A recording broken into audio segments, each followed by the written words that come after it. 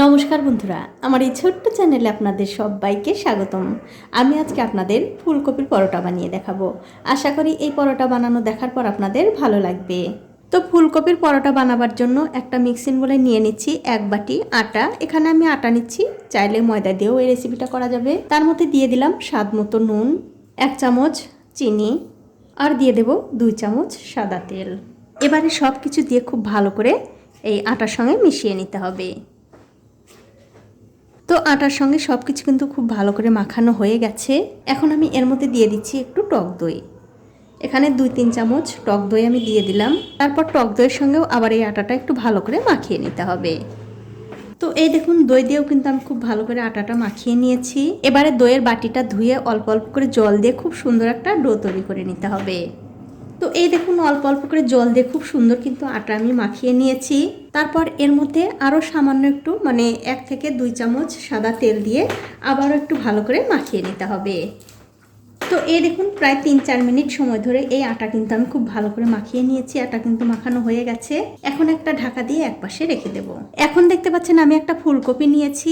এবারে একটা ছুরি দিয়ে এই ফুলকপির ডান্টিগুলো কেটে ফেলে দিতে হবে। ফেলে দেওয়ার পর এই যে ফুলকপিরগুলো একটা একটা করে কোষ আলাদা করে নিতে হবে। আর অবশ্যই কিন্তু আপনারা একদিন হলেও এভাবে ফুলকপির পরোটা বানিয়ে খেয়ে আমাকে কমেন্ট করে জানাতে ভুলবেন না আপনাদের কেমন লাগলো। তো এই দেখুন, ফুলকপিগুলো কিন্তু কেটে আমি ধুয়ে পরিষ্কার করে নিয়েছি। এবারে আমাদের যা করতে হবে, এখান থেকে আমি কিছুটা ফুলকপি সরিয়ে রাখলাম আর 2টো ফুলকপি আমি রেখেছি। এবারে একটা গ্রেটার দিয়ে ঠিক এরকম করে গ্রেট করে নিতে হবে। আর আপনারা চাইলে কিন্তু বটি দিয়েও এই ফুলকপিটা একদম ছোট ছোট করে কেটে নিতে পারেন। তো এই দেখুন, সবটুকু ফুলকপি কিন্তু আমি গ্রেট করে নিয়েছি। এবারে একটা কড়াইতে দিয়ে দিচ্ছি সর্ষের তেল। তারপর গ্যাসের ফ্লেমটা লো টু মিডিয়ামে রেখে এই তেলটা খুব ভালো করে গরম করে নিতে হবে। যখন দেখবেন তেলটা খুব ভালো করে গরম হয়ে গেছে, তখন এর মধ্যে দিতে হবে সামান্য একটু গোটা জিরা, আর দেব এলাচ আর সাদা লবঙ্গ। যখন দেখবেন ফোড়নগুলো একটু ভাজা হয়ে গেছে, তখন এর মধ্যে দিতে হবে গ্রেট করে নেওয়া আদা আর কাঁচা লঙ্কা।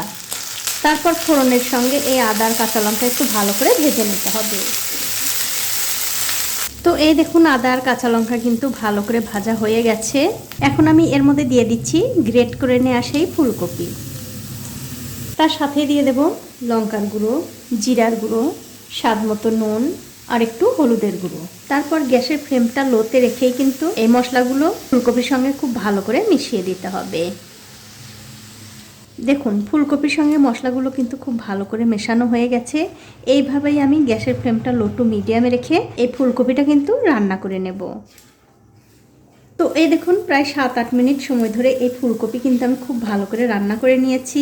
এখন আমি এর মধ্যে দিয়ে দিচ্ছি একটু গরম মশলার গুঁড়ো আর দেব একটু ধনেপাতা কুচি। তারপর গরম মশলার গুঁড়ো আর এই ধনেপাতা খুব ভালো করে ফুলকপির সঙ্গে মিশিয়ে দিতে হবে।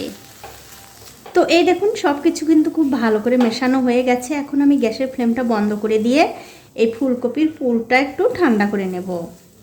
এবারে যে আটা আমি মাখিয়ে ঢেকে রেখেছিলাম, তার উপর থেকে ঢাকাটা তুলে নিলাম। তুলে নিয়ে এই আটাটা আবারও একটু ভালো করে মাখিয়ে নিতে হবে। তো এই দেখুন, আটা কিন্তু আমি আবারও খুব ভালো করে মাখিয়ে নিয়েছি। এখন আমি এখান থেকে একটুখানি বড় বড় করে লেচি কেটে নেব। তো সবগুলো লেচি আমার কাটা হয়ে গেছে। এবারে একটা লেচি আমি গোল করে নিয়েছি। তারপর এর উপরে একটুখানি আটা ছড়িয়ে দিয়ে এই লেচিটা একটুখানি বেলে নেব। খুব একটা বড় করব না, একটুখানি ছোট করেই বেলে নেব। দেখুন, ঠিক এরকম করে। এবারে আমাদের যা করতে হবে, ওই যে বাঁধাকপির পুরটা বানালাম সেটা এই লেচির ঠিক মাঝখানে দিয়ে দিতে হবে। দিয়ে দেওয়ার পর এই লেচিটা ধরে খুব ভালো করে লেচির মুখটা বন্ধ করতে হবে। দেখুন, ঠিক এরকম করে খুব ভালো করে মুখটা বন্ধ করতে হবে। তারপর হাত দিয়ে আবার একটু ভালো করে গোল করে নিতে হবে। আর ঠিক একই রকম করে কিন্তু সবগুলো লেচির মধ্যেই পুর ভরে নিতে হবে। এটা হয়ে গেছে। এখন এটা দিয়ে আমি একটা পরোটা বেলে নেব। তো হাত দিয়ে আমি একটু আগে চ্যাপটা করে নিচ্ছি। এতে করে কি হবে, পরোটাটা যখন বেলবেন তখন আর ফেটে যাওয়ার কোনো সম্ভাবনা থাকবে না। আর আপনারা কিন্তু অবশ্যই একদিন হলেও বাড়িতে এই পরোটা ফুলকপির পরোটা বানিয়ে খেয়ে আমাকে জানাতে ভুলবেন না আপনাদের কেমন লেগেছে। তো এই দেখুন পরোটা কিন্তু খুব ভালো করে বেলা হয়ে গেছে। এখন আমি পরোটাগুলো ভেজে নেব। তার জন্য দেখতে পাচ্ছেন একটা তাওয়া গরম করতে দিয়েছি। তাওয়াটা যখন ভালো করে গরম হয়ে যাবে তখন গ্যাসের ফ্লেমটা লো টু মিডিয়ামে রেখে এই পরোটা তাওয়ার উপরে দিয়ে দিতে হবে। কিছুক্ষণ পর যখন দেখবেন পরোটার এক দিকটা হয়ে গেছে তখন অন্য দিকটা উল্টে দিতে হবে। উল্টে দিয়ে দুই দিকটা একটু ভালো করে সেঁকে নিতে হবে। তো এই দেখুন পরোটার দুই দিকটাই কিন্তু আমি খুব ভালো করে সেঁকে নিয়েছি। এখন আমি এই পরোটার উপরে দিয়ে দেব সামান্য একটু সাদা তেল। আর তেল দেওয়ার পরপরই দেখবেন পরোটাগুলো কিন্তু খুব ভালোভাবে ফুলে উঠবে। দেখুন আস্তে আস্তে কিন্তু পরোটাটা কত সুন্দরভাবে ফুলে উঠছে। আর এইভাবে দুই দিকটাই কিন্তু একটু তেল দিয়ে ভেজে নিতে হবে। তো দেখুন পরোটাটা কিন্তু আস্তে আস্তে কত সুন্দরভাবে ফুলে উঠছে আর ফুলে গিয়ে কিন্তু ফেটে গেছে, তার জন্য আর বেশি ফুলছে না। এখন আমি এই পরোটাটা উল্টে পাল্টে আরও কিছুক্ষণ ভেজে নেব। তো এই দেখুন পরোটা কিন্তু আমি উল্টে পাল্টে দুই দিকটাই খুব ভালো করে ভেজে নিয়েছি। এই পরোটাটা কিন্তু হয়ে গেছে, এটা আমি তুলে নিচ্ছি। আর এই একই রকম করে কিন্তু সবগুলো পরোটাই ভেজে নিতে হবে। তো এই দেখুন বন্ধুরা এক এক করে কিন্তু আমি সবগুলো পরোটাই ভেজে নিয়েছি। আর আপনারা দেখেই কিন্তু বুঝতে পারছেন এই পরোটাগুলো কত সুন্দর, একদম নরম তুলতুলে, মুখে দেওয়ার সঙ্গে সঙ্গে কিন্তু মিলিয়ে যাবে। দেখুন কত সুন্দর নরম, কতটা সুন্দর একদম নরম তুলতুলে। এখন আমি আপনাদের একটা এই পরোটা ছিঁড়েও দেখাচ্ছি ভেতরটা কতটা সুন্দর হয়েছে। দেখুন বাড়ির বাচ্চা থেকে বড় সবাই কিন্তু ভীষণ পছন্দ করবে।